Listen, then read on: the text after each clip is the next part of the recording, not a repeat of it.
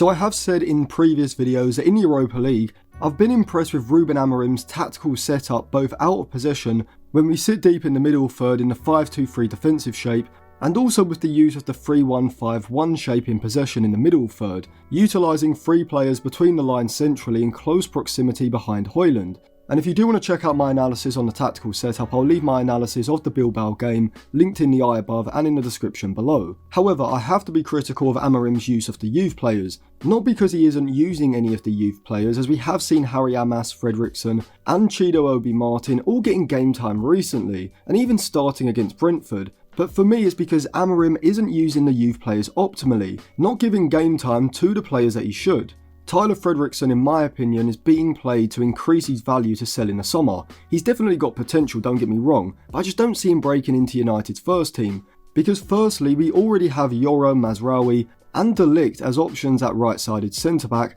and secondly, I think that when it comes to defensive positioning, aerial ability and physicality, Kokonki, Heaven and even Daniel Armour and Reece Monroe are all better than Fredriksson and have higher potential. Obi had a fairly good performance against Brentford, nothing special, but his technical ability when linking play with his back to go under pressure has definitely improved from when we first saw him in the first team. But as I said in the video I put out last week, I think next season what is best for his development is if he does go out on loan. But before I go any further, if you want to check out any cheap, good quality football jerseys, go over to jerseyfifa.co. They've got a variety of different current season and retro jerseys, including this 2006-2007 white Manchester United away shirt with Ronaldo 7 on the back, which they did actually send me, as well as this Juventus Zidane shirt from the 90s as well, which are 2 jerseys that I have been wanting for quite a while, but were incredibly hard to find. If you use code Atlantis at checkout, you'll get a 10% discount, so I'll leave it linked in the description and in the comments section below. Harry Amas I do also like, but at the moment we have 3 young left wing backs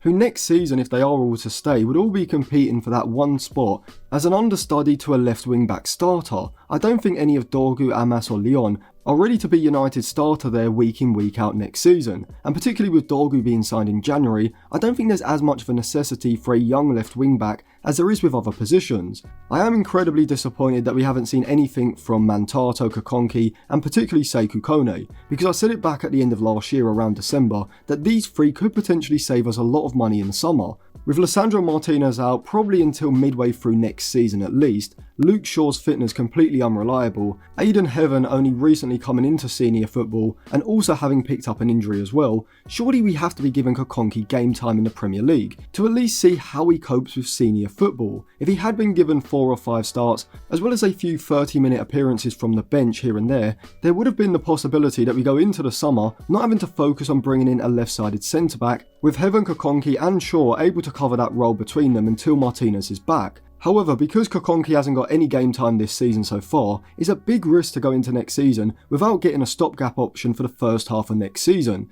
Because Luke Shaw's probably going to get injured, let's be real, and even when we use a right-footed centre-back like Yoro or De Ligt, whilst they have both been competent in that role, I still think in possession we'd be a lot more effective with a left footer, just because of the passing angles that can be created. And I don't even think you can use the excuse that Amorim is protecting Kokonki, because he's been using Fredriksson, who against Brentford really struggled aerially and positionally, whilst Amas and Chido Obi Martin are also around Kokonki's age as well. It just seems like a wasted opportunity because in my opinion, Kokonki has all the attributes technically, defensively, athletically and physically to be able to break into United's first team as soon as next season, sharing the responsibility of being an understudy to Martinez with Aiden Heaven. But he can only do that if he gets game time to enable him to adjust to the intensity of senior football. And the same goes with Mantato, surely with Ahmad's recent injury, and neither Dalot or Mazraoui being that winger fullback like hybrid that I think the 3-4-3 system needs from the right wing back, Mantato should have at least been getting some game time in the Premier League.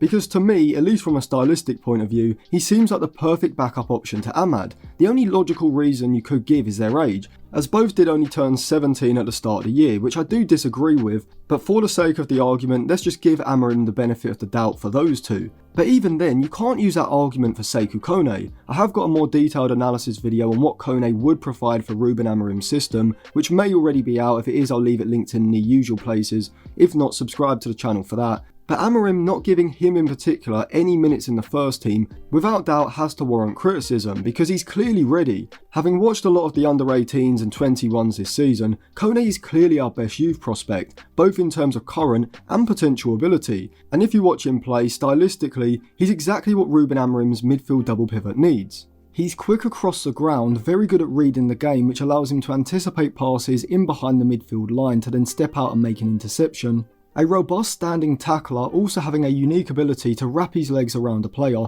allowing him to win the ball in low probability situations with a sliding tackle. Whilst in possession, he's far from limited. Very good ball control under pressure, which combined with his fluid movement and burst of acceleration makes him very press resistant, alongside being an astute progressive passer from deep, threading passes between the lines or going more direct with switches or through balls or passes to release runners in behind the back line. And at the moment we don't have this type of central midfielder in the first team squad. Ugarte has a speed across short distances and front foot defensive qualities, Mainu the press resistance, ball carrying and dribbling in congested areas, with Casemiro, Eriksen and Bruno having the incisive and creative passing from deep, but as a complete package we don't have that type of central midfielder. Now of course, Kone at the moment obviously doesn't have a lot of these qualities to the level of the first team players, but all the attributes are there in his skill set, and that's why he's probably the one player who I think should have been getting game time in these nothing to play for Premier League games, because just look at how much Chido Obi Martin has developed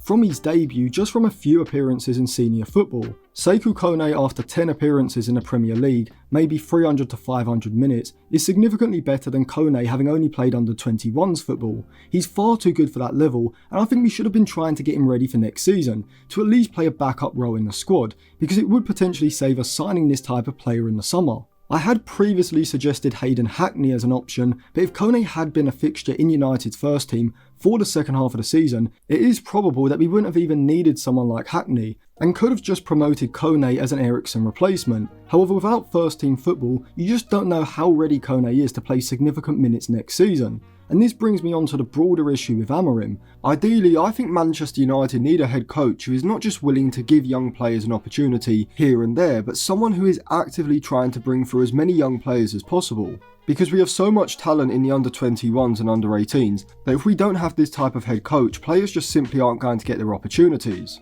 If Sekou Kone isn't getting game time now, when there's zero pressure on these Premier League games, even if he does get his opportunity in the first team next season, realistically when are the likes of Jim Thwaite, Jack and Tyler Fletcher, Jacob Devaney and others going to get their chance to break through? I think United need a youth policy similar to Benfica's, where each season at least 2 youth players are promoted to the first team to play significant roles throughout the season, alongside integrating maybe 5 or 6 other players into the squad throughout the season. And even if it turns out that some of those aren't good enough to hold down a place in the United squad, just giving them minutes in the first team is going to significantly increase their value, compared to if they hadn't played any senior football at all. Just look at Tyler Fredrickson for example. If Amorim hadn't given him game time over the last few weeks, realistically how much would we have been able to sell him for in the summer? Whatever the figure is, you can't deny that it's significantly higher now that clubs have seen him playing not just senior football, but Premier League football specifically. And so overall, my biggest concern with Amorim isn't even tactical, it's whether he has the talent ID in young players to have the confidence to give enough players significant minutes throughout next season. I think Kone, Mantato and Kokonki next season should all be in the squad, alongside Harry Amas if he doesn't go out on loan, but also the likes of Jim Thwaite, Jack and Tyler Fletcher, Jayden Camerson, Gabriel Biancheri and Jacob Devaney should all either be sent out on loan or be given frequent minutes next season in cup competitions, as well as coming on as substitutes in Premier League games as well. So let me know in the comments if you agree, and if you want to check out any cheap, good quality football jerseys, go over to jerseyfifa.co. You can use code ATLANTIS at checkout to get a 10% discount. I'll leave it linked in the description and comment section below. And if you want to check out my Patreon, get access to the articles or the in-game Instagram group chat, I'll leave that linked on the end screen now.